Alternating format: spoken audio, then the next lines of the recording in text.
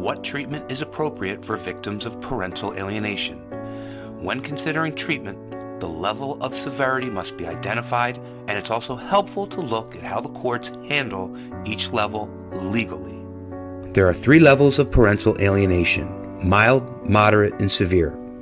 Mild alienation. Kids show some challenging behaviors toward the targeted parent, but basically they're grounded in reality.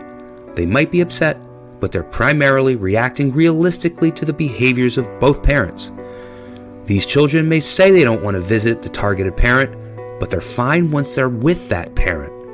The child enjoys the company of the parent, and any relationship strains at a low level.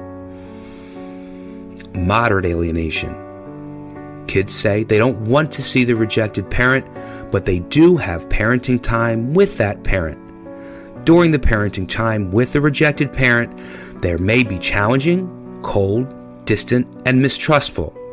Eventually, over the course of the visit, they're likely to warm up and return to normal during part of the visitation time.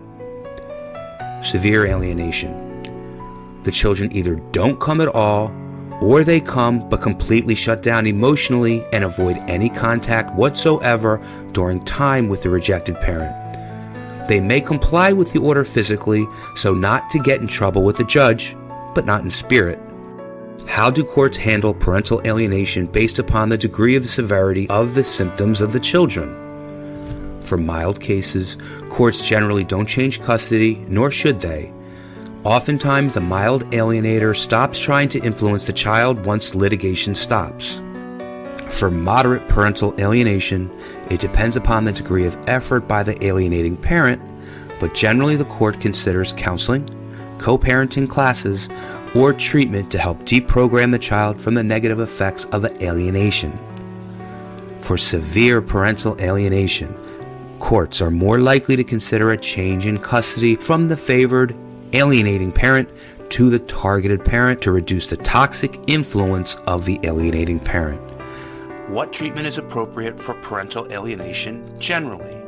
Number 1, the offending parent must stop the alienating behavior. 2, the child's alienation must be corrected and reversed. And 3, the targeted parent must overcome feelings of defeatism so that he or she is ready for reunification with the child. How about each level of parental alienation specifically? Mild parental alienation in the child is the easiest to resolve. Strongly worded instruction or education can usually correct the situation. The judge might order the offending parent to stop. A parenting coordinator can help, or the offending parent's attorney should give clear instructions to stop all alienating behavior. More often than not, this treatment approach will work, and the child's mild parental alienation will subside. Treatment for moderate parental alienation is more complicated and demands a coordinated effort by all professionals involved, led by a treatment leader. The leader needs to be knowledgeable and trained in the dynamics of parental alienation, whether it's a guardian ad litem, a parental coordinator, a mental health expert, or someone else. A therapist works with the offending parent to diminish or halt the alienating behavior.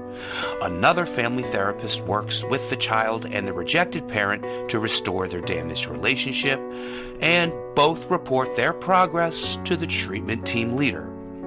In severe parental alienation, it's usually necessary to remove the child from the parent's custody, greatly reducing the parenting time of that parent, or requiring all parenting time to be supervised. Severe parental alienation is child abuse, and the need for removal is no different than removal for physical or sexual abuse.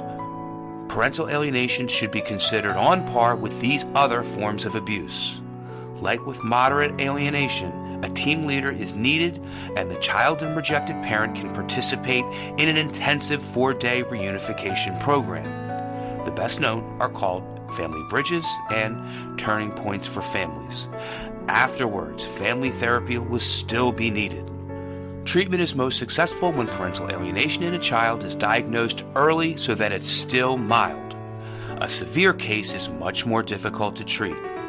If it's not interrupted promptly, it evolves to a profoundly damaging condition that can have ruinous effects on a child.